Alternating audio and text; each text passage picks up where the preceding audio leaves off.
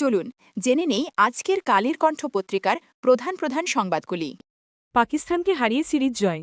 বাংলাদেশের দেওয়া ২৯১ রানের লক্ষ্যে ব্যাট করতে নেমে পাকিস্তান ২৭ ওভার ৩ বলে ৮২ রানে ৫ উইকেট হারিয়ে ফেলেছিল।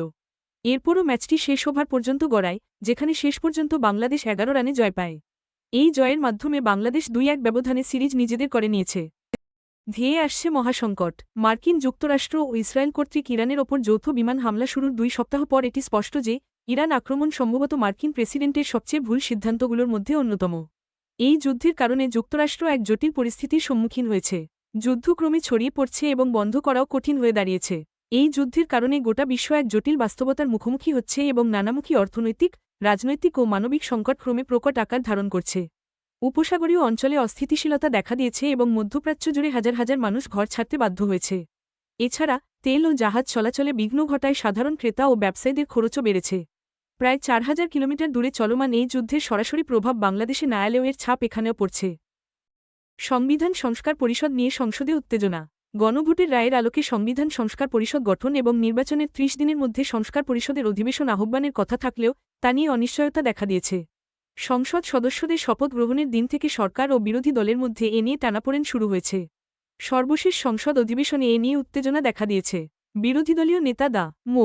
শফিকুর রহমান সরকারের প্রতি ক্ষোভ প্রকাশ করে বলেন, সরকারি দলের সদস্যরা শপথ না নেওয়ায় এবং নির্ধারিত সময়ের মধ্যে সংস্কার পরিষদের অধিবেশন আহ্বান না করায় এই পরিস্থিতির সৃষ্টি হয়েছে।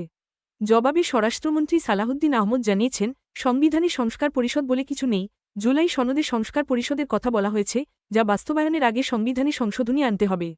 গত ১৭ ফেব্রুয়ারি সংসদ সদস্যের পাশাপাশি সংবিধান সংস্কার পরিষদের সদস্য হিসেবে শপথ গ্রহণ করেন জামায়াতে ইসলামী নেতৃত্বাধীন বিরোধীদলীয় জোটের সদস্যরা। প্রতিঘাতে জ্বলছে মধ্যপ্রাচ্য। মধ্যপ্রাচ্যের দিনলিপি থেকে রক্তের দাগ শুকানোর সুযোগ মিলছে না। ইরান স্পষ্ট ভাষায় জানিয়েছে, তারা পূর্ণ শক্তি দিয়ে নেতানিয়াহুকে ধাওয়া ও হত্যা করার প্রচেষ্টা চালিয়ে যাবে। ইরান আরও দাবি করেছে, ইসরায়েলের পুলিশ সদর দপ্তর ও স্যাটেলাইট যোগাযোগ কেন্দ্রে হামলা চালিয়েছে তারা। ইরানের জাতীয় নিরাপত্তা পরিষদের প্রধান আলী লারিজানি আশঙ্কা করছেন, যুক্তরাষ্ট্র ৯-১১ মতো ভয়াবহ হামলার ঘটনা ঘটিয়ে তার দায় ইরানের ওপর চাপানোর ষড়যন্ত্র করছে। শহীদ মিনার এলাকায় গুলি করে কলেজ ছাত্রকে হত্যা। রাজধানীর কেন্দ্রীয় শহীদ মিনার এলাকায় দুর্বৃত্তদের ছুরিকাঘাত ও গুলিতে রাকিব আহমেদ নামের ২৫ বছর বয়সী এক কলেজ ছাত্র নিহত হয়েছেন। ঢাকার নিজ ঘরে জাহাঙ্গীরনগর বিশ্ববিদ্যালয়ের এক ছাত্রীর রক্তাক্ত লাশ পাওয়া গেছে। বাগেরহাটে দুর্বৃত্তের গুলিতে নিহত হয়েছেন শ্রমিক লীগের সাধারণ সম্পাদক। কুমিল্লায় আর্মি মেডিকেল কলেজের ক্যাম্পাস উদ্বোধন। কুমিল্লায় আর্মি মেডিকেল কলেজের নবনির্মিত স্থায়ী ক্যাম্পাস উদ্বোধন করা হয়েছে। গতকাল রবিবার দুপুরে ওয়াকার উজ্জামান কুমিল্লা সেনানিবাস সংলগ্ন এলাকায় এই মেডিকেল কলেজের স্থায়ী ক্যাম্পাস উদ্বোধন করা হয়।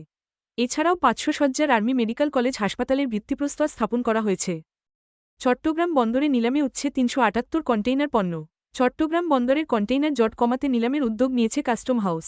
চলতি মার্চ মাসে ইলেকট্রনিক নিলাম পদ্ধতিতে মোট ৩৭৮ কন্টেইনার পণ্য বিক্রি করা হবে। বন্দরে দীর্ঘদিন ধরে পড়ে থাকা খালাস না হওয়া পণ্য ও নিলামযোগ্য কন্টেইনারগুলোর জট নিরসনের জন্য এই ব্যবস্থা নেওয়া হয়েছে।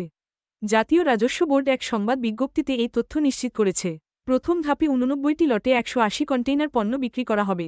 এর মধ্যে রয়েছে বিভিন্ন ধরনের chemical, machineries, plastic scrap, art paper, bitumen, fabrics, household item, গাড়ির পার্টসহ নানা সামগ্রী।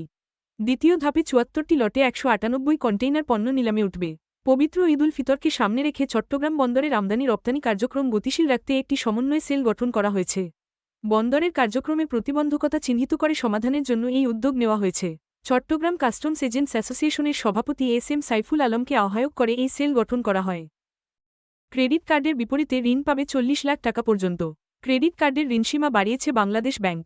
এখন থেকে ক্রেডিট কার্ডের বিপরীতে সর্বোচ্চ ৪০ লাখ টাকা পর্যন্ত ঋণ দেওয়া যাবে, যা আগে ছিল সর্বোচ্চ ২৫ লাখ টাকা। এছাড়া বিনা জামানতে ক্রেডিট কার্ডের বিপরীতে সর্বোচ্চ ২০ লাখ টাকা পর্যন্ত ঋণ দেওয়ার সুযোগ দেওয়া হয়েছে, যা আগে ছিল সর্বোচ্চ ১০ লাখ।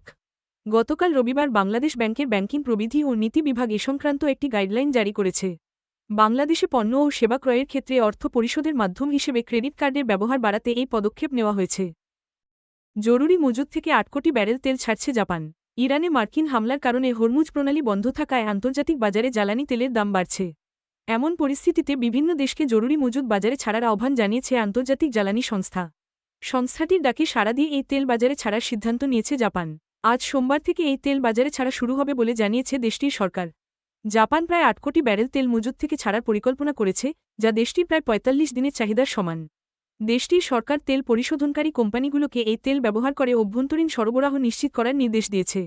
জাপানের অর্থনীতি, বাণিজ্য ও শিল্প মন্ত্রণালয় জানিয়েছে, এতে দেশের মোট তেল মজুদ প্রায় 17% কমে যাবে। ঈদের আগে সড়ক মহাসড়ক বাসাবাড়ি ঘিরে আতঙ্ক, তৎপর 5 ধরনের অপরাধী। ঈদকে সামনে রেখে সড়ক মহাসড়ক ও বাসাবাড়িতে 5 ধরনের অপরাধী সক্রিয় রয়েছে বলে আইনশৃঙ্খলা রক্ষা বাহিনীর পর্যবেক্ষণে উঠে এসেছে। এর মধ্যে রয়েছে ছিনতাই, চুরি, অজ্ঞান পার্টি, মলম পার্টি ও ডাকাতি। পুলিশ সদর দপ্তরের তথ্য অনুযায়ী গত বছরের জানুয়ারি থেকে চলতি বছরের ফেব্রুয়ারি পর্যন্ত 14 মাসে দেশে ডাকাতির ঘটনায় 796টি এবং ছিনতাইসহ দস্যুতার ঘটনায় 2132টি মামলা হয়েছে। সম্প্রতি কয়েকটি ঘটনা বিশ্লেষণে দেখা গেছে, মহাসড়কে বাস, ট্রাক, প্রাইভেট কার, মিক্রোবাসসহ বিভিন্ন যানবাহন ডাকাতির কবলে পড়ছে। আসন্ন ঈদে ঘরমুখী মানুষের যাতায়াত নির্বিঘ্ন রাখতে মহাসড়কে নিরাপত্তা জোরদারের নির্দেশ দিয়েছেন আইজিপি মো. আলী হোসেন ফকির। ফ্যামিলি কার্ডের টাকায় সন্তানের পোশাক, সংসারের চাল ডাল। বিএনপির নির্বাচনী ইশতেহারের প্রতিশ্রুতি অনুযায়ী ফ্যামিলি কার্ড চালু করেছে নতুন সরকার। চেয়ারম্যান তারেক রহমান প্রধানমন্ত্রী হিসেবে শপথ নেওয়ার পর এই কার্যক্রম শুরু হয়েছে। এই কার্ডের মাধ্যমে প্রত্যেককে 2500 টাকা দেওয়া হচ্ছে। ফ্যামিলি কার্ডের টাকা পেয়ে অনেকে সন্তানের পোশাক কিনেছেন, আবার কেউ সংসারের চাল ডাল কিনেছেন। সরকার জানিয়েছে, পুরো দেশের 4 কোটি নারীকে এই কার্ড দেওয়া হবে। গত 10ই মার্চ প্রধানমন্ত্রী তারেক রহমান এই কর্মসূচির উদ্বোধন করেন। সমাজকল্যাণ মন্ত্রণালয়ের তত্ত্বাবধানে এই কার্ড বিতরণের কাজ সমাজকল্যাণ অধিদপ্তর বাস্তবায়ন করছে। আগামী জুন মাস পর্যন্ত এর পাইলটিং প্রোগ্রাম চলবে। এরপর জুলাই মাস থেকে সারা দেশে বড় পরিসরে কার্ড বিতরণ শুরু হবে। ইরান যুদ্ধ জ্বালানি, রপ্তানি রেমিট্যান্সের জন্য বড় ধাক্কা। মধ্যপ্রাচ্যে চলমান সংঘাত বাংলাদেশের অর্থনীতি ও জনজীবনে তৈরি করছে বড় ঝুঁকি। বিশ্লেষকরা বলছেন, এই যুদ্ধ দীর্ঘায়িত হলে দেশের সামষ্টিক অর্থনীতিতে নতুন করে চাপ সৃষ্টি হতে পারে। জ্বালানি সরবরাহ, রপ্তানি বাণিজ্য এবং প্রবাস আয়, এই 3টি খাতে প্রধান প্রভাব ফেলতে পারে বলে আশঙ্কা করা হচ্ছে। রাজধানীর কারওয়ান বাজারে এক আলোচনা সভায় বক্তারা এই বিষয়গুলো তুলে ধরেন। পলিসি এক্সচেঞ্জ বাংলাদেশের চেয়ারম্যান ড. মাসরুর রিয়াজ জানান, বাংলাদেশের জ্বালানি আমদানির বড় অংশ মধ্যপ্রাচ্যের ওপর নির্ভরশীল। তিনি আরও জানান, মার্চ থেকে মে মাস পর্যন্ত 24 থেকে 25টি এলএনজি কার্গো আসার কথা, যার মধ্যে অন্তত 18টি হরমুজ প্রণালী দিয়ে আসার কথা ছিল। উন্নত চিকিৎসার জন্য মির্জা আব্বাস সিঙ্গাপুরে। বিএনপির নেতা মির্জা আব্বাসকে উন্নত চিকিৎসার জন্য সিঙ্গাপুরে নেওয়া হয়েছে। গতকাল রবিবার সকাল 11:15টার দিকে তাকে বহনকারী এয়ার অ্যাম্বুলেন্স হজরত শাহজালাল আন্তর্জাতিক বিমানবন্দর ছেড়ে যায়। মির্জা আব্বাসের ব্যক্তিগত সচিব মিজানুর রহমান সোহেল এই তথ্য জানিয়েছেন।